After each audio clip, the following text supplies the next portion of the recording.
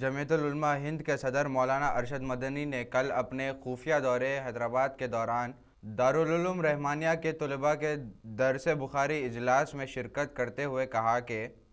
ٹوپی کے لڑکے آئیں گے، یہ ہمارے لیے المیہ ہے، ہم احتجاج کرنے کے لیے سڑکوں پہ نکلتے ہیں، ہم جلوس نکالتے ہیں۔ میرے دوستوں میں گزارش کرتا ہوں کہ ہم اپنی نسلوں میں اگر دین کی حفاظت چاہتے ہیں تو ان مدارس کا تعاون کیجیے، ان مدارس کی قدر کیجیے۔ یہ دھرتی پر جتنے مدرسے ہیں یہ اللہ کی رحمت ہے، مدرسوں سے بچوں کو جوڑیے، اور کم از کم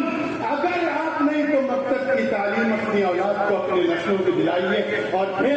حجاب اور ٹوپی کا انتظام اپنے بچوں میں اس قدر کرائیے کہ سامنے والوں کی سازشیں اور تدبیریں خود بخود ناکام ہو جائیں۔ اللہ مجھے اور آپ کو عمل کی توفیق نصیب فرمائے۔ اب اس کے بعد میں بڑے ادب و احترام کے ساتھ ہمارے محسن، ہمارے مربی